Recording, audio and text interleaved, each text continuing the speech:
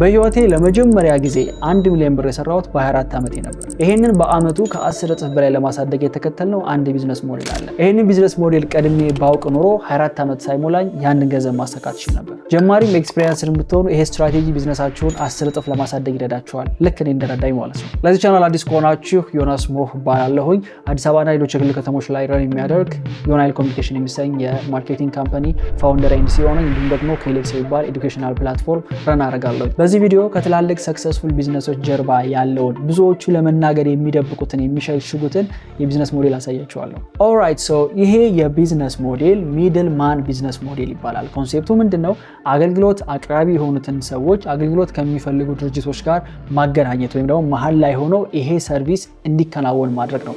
ቤዚክሊ ዘመናዊ ደላላ ልትሉ ትችላላችሁ፣ በኦንላይን የሚሰራ። ይህን ቢዝነስ ሞዴል ስትከተሉ ምንም አይነት ቴክኒካል ስኪል አይጠበቅባችሁም። ኤዲተር አትሆኑም፣ ኮንቴንት ክሬተር አትሆኑም፣ ዴቨሎፐር አትሆኑም፣ አምራች አትሆኑም። የእናንተ ስራ የሚሆነው ክላይንቶችን ኮንቲኒየስሊ ማምጣትና ስራዎች በስነስርዓት መሰራታቸውን አይቶ ክላይንቱን ሳቲስፋይ ማድረግ ነው። በዚህ ቢዝነስ ሞዴል ገንዘብ የምትሰሩት ሰርቪስ ፕሮቫይደሩ የሚሰጣችሁ ዋጋ ላይ የራሳችሁን ማርካፕ ትጨምሩና ከክላይንቱ ገንዘብ ትቀበላላችሁ ማለት ነው። ሚድልማን ቢዝነስ ሞዴል በዚህ ነው የሚሰራው። ለምንድን ነው ይሄ ቢዝነስ ሞዴል ሰክሰስፉል የሆነው የሚለውን ስንመለከት የመጀመሪያው ምንም አይነት ቴክኒካል ስኪል ስለማያስፈልግ ነው። ከእናንተ የሚጠበቀው ኮሚኒኬሽን እና ፕሮፌሽናሊዝም ላይ ጎበዝ መሆን ነው። በኋላ እናያቸዋለን ዲቴሎቹ። ሁለተኛው ስኬሌብል ስለሆነ ነው።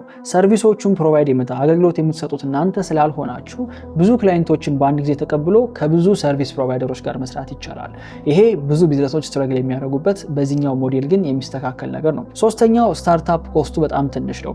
ስራ ተቀብላችሁ መስራት እስክትጀምሩ ድረስ ምንም አይነት ረኒንግ ኮስት አይኖርባችሁም። ልክ ክላይንቱ ሲያዛችሁ ነው ዳይሬክትሊ ከሰርቪስ ፕሮቫይደሩ የምትቀበሉት።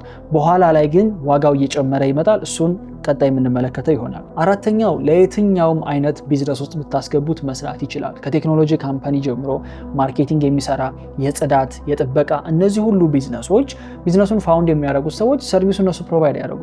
የጽዳት ኤጀንሲ የሚከፍት ሰውዬ እኮ ራሱ ጽዳት አይሰራም። ጽዳት የሚሰሩ ሌሎች ፕሮቫይደሮችን ያመጣል፣ እሱ ክላይንቶችን ያመጣል፣ ፋሲሊቲውን ያዘጋጃል። እንዴት ነው ዲቴሉ የሚለው እንመለከታለን። ማርኬቲንግም ላይ ነው፣ ሴልስም ላይ ብትመጡ፣ ኢቨን ቴክኖሎጂ ካምፓኒዎች ላይ ብትሄዱ አክቹዋሊ ስራውን የሚሰሩ ሰዎች አይደሉም ቢዝነስ ራን የሚያደርጉት። በእነዚህ ምክንያቶች የትኛውም ኢንዱስትሪ ላይ ያለ ሰው ሚድልማን ቢዝነስ ሞዴልን በመጠቀም በሳይድ ራን ማድረግ የሚችለው ፒውር ኦንላይን የሆነ ቢዝነስ ሊፈጥር ይችላል። ከሆነ ጊዜ በኋላ ስኬል ሲያደርግ ንግድ ፍቃድ፣ ሌሎች ነገሮች ሊያስፈልጉ ይችላሉ ወይ? ኦፍኮርስ ምንም ጥያቄ የለውም። ለመጀመር ግን እጅግ በጣም ቀላልና በአጭር ጊዜ ወደ ማርኬቱ ልትገቡበት የምትችሉት ነው። ምን አይነት ነገሮች ያስፈልጉታል የሚለው እንመልከት፣ ቢካዝ እንደሚወራው ቀላል ስላልሆነ። እዚህ ቢዝነስ ውስጥ ለመግባት የሚያስፈልጓቸውን ነገሮች እናንሳ። የመጀመሪያው ጠንካራ የሆነ የኮሚኒኬሽን እና የኔጎሽዬሽን የማሳመን ስኪል ያስፈልጋል። ምክንያቱም የሰርቪስ ፕሮቫይደሩን ወይም የአገልግሎት አቅራቢውን አገልግሎት ተቀብላችሁ ቤዚክሊ የምትሸጡት እናንተ ናችሁ። ክላይንቱን ልታሳምኑት ይገባል አክቹዋሊ ሰርቪሱን መስጠት እንደምትችሉ። እንዲሁም ደግሞ ሰርቪስ ፕሮቫይደሩም ጋር ደግሞ ኔጎሽዬት ታደርጋላችሁ በዋጋ ጉዳይ፣ ክላይንቱን ደግሞ በዋጋ ጉዳይ ኔጎሽዬት ታደርጋላችሁ። የእናንተ መኖር አስፈላጊ እንደሆነ የማሳመን ግዴታ ስላለባችሁ ኔጎሽዬሽን እና ኮሚኒኬሽን በጣም አስፈላጊ ነው። ሲጀመርም ራሱ ክላይንቱ ሂዶ ሰርቪሱን ፕሮቫይድ ከሚያደርገው ሰው ጋር የማይሰራበት ምክንያት መቅጠር፣ ስራውን ፎሎ አፕ ማድረግ ስለማይፈልግ በኤጀንሲ በኩል ወይም ሚድልማን ቢዝነስ ሞዴል በሚከተል ሰው በኩል ማለፍ የሚፈልግበት ምክንያት እናንተ ይሄን ፋሲሊቴት ማድረግ ስለምትችሉ ነው። ሁለተኛው ስማርትፎን ወይም ፒሲ እና ኢንተርኔት ኮኔክሽን ያስፈልጋል። አብዛኛውን ስራ ኦንላይን ነው የምትሰሩት። ኮሚኒኬሽኑ ኦንላይን ነው። ሚቲንጎቹ፣ ፎሎ አፖቹ፣ ኤቭሪቲንግ ኦንላይን ስለሆነ የሚሆኑት በተቻለ መጠን ከክላይንቱም ሳይድ ሰርቪስ ፕሮቫይደሩም ሳይድ ያለውን ነገር ፎሎ አፕ ለማድረግና ስራውን ለማስኬድ ስቴብል የሆነ ኢንተርኔት ኮኔክሽን እንዲሁም ደግሞ ቴክኖሎጂ ላይ ሳቪ መሆን አለባችሁ። ካልሆነ እንደ ትራዲሽናል ደላላ በጠቅጠቅ ስልክ እየተደዋወላችሁ የሚሆን ነገር አይደለም ይሄ። ሶስተኛው ፖርትፎሊዮ ያስፈልጋችኋል። ከዚህ በፊት የሰራችኋቸውን ስራዎች የሚገልጽ ዶክመንት ወይም ዌብሳይት ማለት ነው። ምንም አይነት ስራ ከዚህ በፊት ሰርታችሁ የማታውቁ ከሆነ ኦፍኮርስ ጀማሪዎች ልትሆኑ ትችላላችሁ ስለማስብ አብሯችሁ ሊሰራ ሪክሩት ያደረጋችሁት ወይም ነው የቀጠራችሁት ወይም ደግሞ አብራችሁ የምትሰሩት ሰርቪስ ፕሮቫይደር አለ አይደለ? የሱን ሰርቪስ ፕሮቫይደር ስራዎች እንደራሳችሁ ፖርትፎሊዮ መጠቀም ትችላላችሁ፣ አስፈቅዳችሁ ማለት ነው። ቴክኒካሊ ስታስቡት ክላይንቱ እንዲሰራለት የሚፈልገውን ስራ የሚመስል ነገር ነው ፖርትፎሊዮ ላይ ማየት የሚፈልገው። ስለዚህ ዌብሳይቱን የምትሰጡትን ዴቨሎፐር ወይም ዌብሳይት የሚሰራ ሰው የሱን ፖርትፎሊዮ አመጣችሁ እንደራሳችሁ ፖርትፎሊዮ ካሳያችሁት ያ ሰርቪስ ፕሮቫይደር የሚፈልገው ስራው እንዲመጣ ነው። ክላይንቱ ደግሞ የሚፈልገው ፖርትፎሊዮችን የሚሰራው ሰው ምን ሰርቷል የሚለው ማየት ነው። ስለዚህ ኢትስ አ ዊን ዊን ሲቹዌሽን። አራተኛው ኦፍ ኮርስ ስራውን ዴሊቨር የሚያደርጉላችሁ ኤክስፐርቶች ያስፈልጋሉ።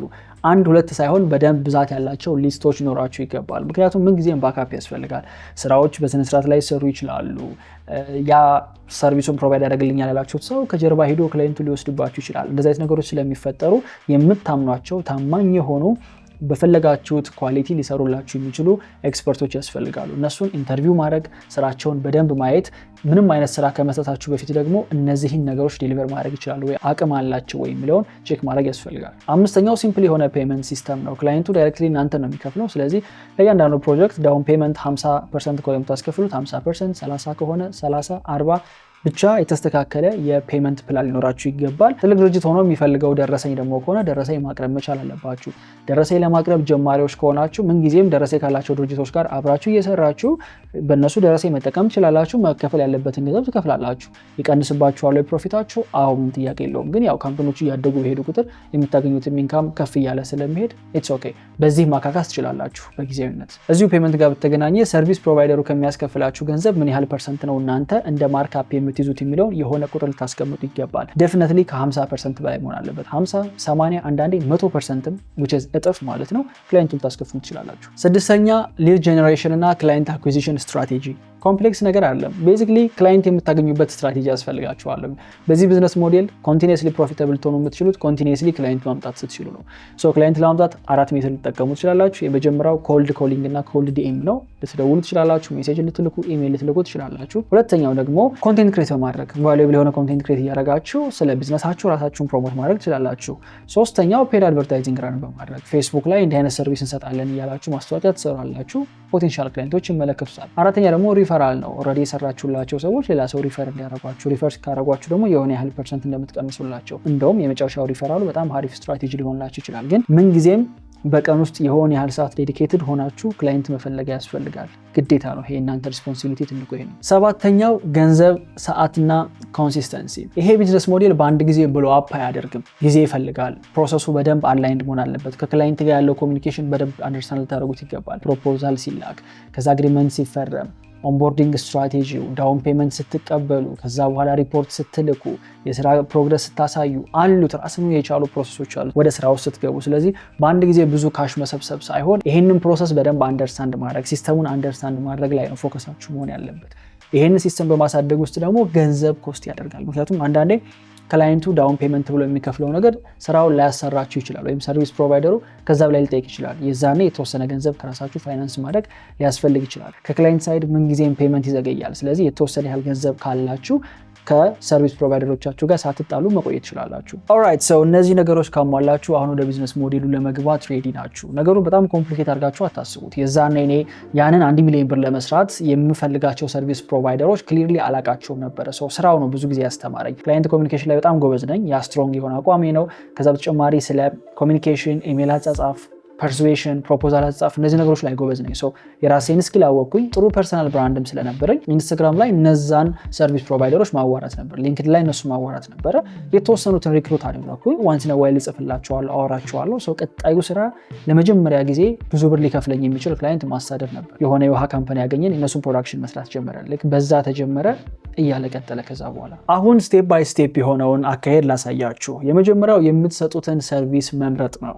የኛ ስፔስ ላይ ከሆናችሁ ሶሻል ሚዲያ ማኔጅመንት፣ ግራፊክ ዲዛይን፣ ቪዲዮ ኤዲቲንግ፣ ዌብሳይት ዴቨሎፕመንት፣ ሰርች ኢንጂን ኦፕቲማይዜሽን፣ ኮፒራይቲንግ፣ ሊድ ጀነሬሽን፣ ዲጂታል ማርኬቲንግ፣ እነዚህ ሁሉ ሰርቪሶች ለክላይንት እንደ ፕሮዳክት ወይም እንደ ሰርቪስ ልታቀርቧቸው የምትችሏቸው ናቸው። ሁሉም ላይ ኤክስፐርት መሆን አይጠበቅባችሁም። ሰርፌስ ሌቭል የሆነ ከሰርቪስ ፕሮቫይደሩ ጋር ለመግባባት የሚያስችል እውቀት ካላችሁ which is በዩቲዩብ ኦር በሆነ ነገር የምታገኙት እውቀት ካላችሁ ዋናው የእናንተ ፎከስ ክላይንት ማግኘቱ ላይ ነው። ሁለተኛውና ሶስተኛው ስቴፕ ሊቀያየሩ ይችላሉ። ክላይንት ማግኘት ነው የሚቀድመው ወይስ ሰርቪሱን ፕሮቫይድ የሚያደርግ ሰው ማግኘት ነው የሚቀድመው? አንዳንዴ እናንተ ሰርቪሱን ፕሮቫይድ የሚያደርጉትን ሰዎች እንዲህ አይነት ስራ አብረን እንድንሰራ ፈልጌ ነው ፕራይስ ኮት ላክልኝ ብላችሁ ስትጠይቋቸው ኤክስፒሪየንሱ ከሌላችሁ ምን እንደሚፈልግ ወይ ምን መጠየቅ እንዳለባችሁ ላታውቁ ትችላላችሁ። ስለዚህ ከኤክስፐርት መጀመሩ የሚሰጠው አድቫንቴጅ አለ። እሱም ቀድማችሁ ሰው አዘጋጅታችሁ ነው የምትገቡት። ግን አክቹዋሊ የሚፈልገውን ነገር ደግሞ የምታውቁት ከክላይንት ስትጀምሩ ነው። ስለዚህ የኔ ሰጀሽን ምንድነው? መጀመሪያ ክላይንቶችን ከማሳደድ ወይም ደግሞ ሊከፍሏችሁ የሚችሉ ሰርቪሱን የሚፈልጉ ክላይንቶችን ከማሳደድ ትጀምራላችሁ። እነሱ እንዴት ታውቃላችሁ? እነዛ እናንተ የምትፈልጓቸው ፖዚሽኖች ላይ የስራ ማስታወቂያ እያወጡ ያሉ ክላይንቶችን ሄዶ መመልከት ነው። ሊንክድን ላይ ሊሆን ይችላል፣ ቴሌግራም ላይ ሊሆን ይችላል። ኮልድ ኮል በማድረግ ቅድም የነገርኳችሁን 5ቱን ስቴፖች በመከተል ክላይንት መጀመሪያ ማሳደድ ነው። ልክ ክላይንቱን ካገኛችሁት በኋላ ወዲያው የክላይንቱን ፍላጎት ዲማንዱን ከተቀበላችሁ በኋላ ያንን ዲማንድ ሳቲስፋይ ሊያደርግ የሚችል ሰርቪስ ፕሮቫይደር ማሳደድ ይሆናል። ይኸውላችሁ ክላይንቱ መጠበቅ የለበትም ራይት። ቶሎ ስራው መጀመር መቻል ስላለበት ቀድማችሁ ደግሞ ኤክስፐርት ብታዋሩ ወዲያውኑ ማገናኘት ትችላላችሁ። ግን ስቲል ከክላይንቱ ጋር ፕሮፖዛል በምትላላኩበት ጊዜ ወይም ደግሞ ስለ ስራው በምታብራሩበት ጊዜ የዛኔ ቶሎ ፕሮቫይደሮችን ወደ እናንተ አስገብታችሁ ስራውን እንዲሰሩላችሁ ማድረግ ይቻላል። እነዚህም ፕሮቫይደሮች የታገኛቸዋለሁ ካላችሁኝ የፍሪላንስ ዌብሳይቶች ላይ ሊሆን ይችላል፣ የፌስቡክ ግሩፖች ላይ፣ ኔትወርኪንግ ኢቨንቶች ላይ፣ የፍሪላንሰር ኔትወርኪንግ ኢቨንቶች ላይ ብትሄዱ፣ ከዛ በተጨማሪ ደግሞ የስራ ኦፖርቹኒቲ ፖስት በማድረግ የራሳችሁ ሶሻል ሚዲያ ላይ ወይም ደግሞ ፔድ አድቨርታይዚንግ ራን በማድረግ ፍሪላንሰሮችን ወይም ሰርቪስ ፕሮቫይድ የሚያደርጉ ሰዎችን ልታመጡ ትችላላችሁ። ሁለተኛና ሶስተኛውን ስቴፕ በዚህ መንገድ እናልፈዋለን። አራተኛው ስቴፕ የሚሆነው ዋጋችሁን ሴት ማድረግ ነው። ለምሳሌ ክላይንቱ እየከፈለ ያለው ለአንድ የሶሻል ሚዲያ ማርኬቲንግ ፐርፐዝ የሚውል ቪዲዮ ሊሆን ይችላል። 4 ቪዲዮ ለመስራት ለእያንዳንዱ ቪዲዮ 20 ሺህ ብር ቻርጅ የምታደርጉ ከሆነ ክላይንቱ 100 ሺህ ብር ለመክፈል ከተስማማ ናው እናንተ እነዛን ቪዲዮዎች በ50 ሺህ ብር ዴሊቨር ሊያደርግ የሚችል ሰርቪስ ፕሮቫይደር መፈለግ ነው። ያ እናንተ የያዛችሁት የ100% ማርካፕ ይሆናል ማለት ነው። ለሰርቪስ ፕሮቫይደሩ 50 ሺህ ትከፍላላችሁ፣ ከክላይንቱ ደግሞ 100 ሺህ ትቀበላላችሁ። ሞዴሉ የዚህን ያህል ሲምፕል ነው፣ ግን ቀላል አይደለም። ስራው ላይ ስትገቡ የራሱ ኮምፕሊኬትድ የሆኑ ነገሮች አሉት። ለዛ ነው ብዙ ሰው እየሰራው ያልሆነው። እነዚህ ኮምፕሊኬትድ ነገሮች የምናገኛቸው 5ኛው ስቴፕ which is ስራውን ዴሊቨር ማድረግ ላይ ነው። ከሰርቪስ ፕሮቫይደር ጋር ከአገልግሎት አቅራቢ ጋር ስትሰሩ እናንተ በሁለቱ መካከል ብሪጅ ስትሆኑ ብዙ አይነት የኮሚኒኬሽን ፕሮብለሞች፣ የስራ ችግሮች ይፈጠራሉ። ፕላስ ደግሞ የክላይንቱ ብዛት 4-5 እየሆነ ሲመጣ በጣም ትልቅ ጫና እናንተ ላይ ሊያርፍ ይችላል። ስለዚህ በጣም ፎርማል የሆነ ኮሚኒኬሽን ያስፈልጋል። እያንዳንዱን ስራ በሪፖርት እያንዳንዱ ስራ ከክላይንት አፕሩቭ እያስደረጋችሁ መሆን መቻል አለበት። የራሳችሁ የሆነ የምትመሩበት SOP ወይም ደግሞ ስታንዳርድ ኦፕሬቲንግ ፕሮሲጀር የምንለው አለ። ይህ ስታንዳርድ ኦፕሬቲንግ ፕሮሲጀር አንድ ክላይንት ካናገርኩኝ ጊዜ በኋላ ፕሮቫይደር አግኝቼ ሰርቪሱን ፕሮቫይድ እስካስደርገው ድረስ ክፍያ እስክቀበል ድረስ ያለው ስቴፕ እና ፕሮሰስ ምን ይመስላል የሚለውን ቲክ የሚደረግ ዶክመንት አዘጋጃላችሁ። ያንን ዶክመንት ኤቭሪ ታይም ከአንድ ሰርቪስ ፕሮቫይደር ጋር ከሆነ እሰየው፣ ሰርቪስ ፕሮቫይደር በተቀያየረም ቁጥር ግን ያንን ዶክመንት ነው ቲክ እያደረጋችሁ የምትሄዱት። ይሄንን ለብዙ ክላይንቶች ትደግሙታላችሁ፣ ለብዙ ሰርቪስ ፕሮቫይደሮች ትደግሙታላችሁ። ቤዚክሊ ኤጀንሲ ሶፊስቲኬትድ እየሆነ ኮምፕሊኬትድ እየሆነ ይመጣው በዚህ ምክንያት ነው። ቢካዝ አሁን እኛ ጋር ኤጀንሲ ውስጥ ሰርቪሱን ፕሮቫይድ ከሚያደርጉ ሰዎች ይልቅ ይሄንን ሲስተም ረን የሚያደርገው ኤጀንሲ ነው ትልቁ። ቢካዝ አብዛኛው ነገር አውትሶርስ ነው የሚደረገው። በዚህ መንገድ ነው መጀመሪያ 1 ሚሊዮን ብር ሂትም ያደረኩት ከክላይንት ጋር ያለኝን ኮሚኒኬሽን ፊክስ በማድረግ ሲስተሙን በመዘርጋት እና ስራውን አውትሶርስ በማድረግ ነው። አሁንም ደግሞ ሬቨኗችንን ከ10 እጥፍ በላይ ያሳደግ ነው በሁለቱም ሳይድ። አንደኛ የክላይንትን ቁጥር በመጨመር፣ ሁለተኛ ደግሞ ስራውን አውትሶርስ የምናደርግላቸውን ሰዎች ቁጥር በመጨመር የኛን ሲስተማችንን ኤፊሽንት እያደረግን ነው ከዚህ በኋላም ኮንቲኒየስሊ እንድናደግ የምንችለው። የመጨረሻ የሚሰጣችሁ ቲፕ 1 ሚሊዮን ከሰራችሁ በኋላ እንዴት ወደ 10 ሚሊዮን ታሳደጉታላችሁ፣ ስኬል ታደርጉታላችሁ ለሚለው የመጀመሪያው ቅድም የነገርኳችሁን SOP ወይም ስታንዳርድ ኦፕሬቲንግ ፕሮሲጀር ማዘጋጀትና ስራዎቻችሁን በሙሉ አውቶሜት ማድረግ ነው። ሁሉም ለእናንተ ሰርቪስ ፕሮቫይድ የሚያደርግ ሰው ሊያውቀው ይገባል በምን መንገድ እንደሆነ አሰራራችሁ። ሁለተኛው ፐርሰናል ብራንዳችሁን ቢልድ አድርጉ። ፐርሰናል ብራንድ ካላችሁ ከክላይንትም ጋር መስራት ቀላል ነው፣ ከሰርቪስ ፕሮቫይደርም ጋር መስራት ቀላል ነው። ክላይንቱ ያምናችኋል ጥሩ ስራ እንደምትሰሩ፣ ጥሩ ፐርሰናል ብራንድ ስላላችሁ። ሰርቪስ ፕሮቫይደሩ ደግሞ ጥሩ ፐርሰናል ብራንድ ስላላችሁ ከእናንተ ጋር መስራት ደስ ይለዋል። እኔ ኦነስትሊ እዚህ ኢንዱስትሪ ላይ እንደ አንድ ጥቅም አገኘው የምለው ጥሩ ፐርሰናል ብራንድ ስለገነባው ከሁለቱም ጋር መስራት ይቀለኛል።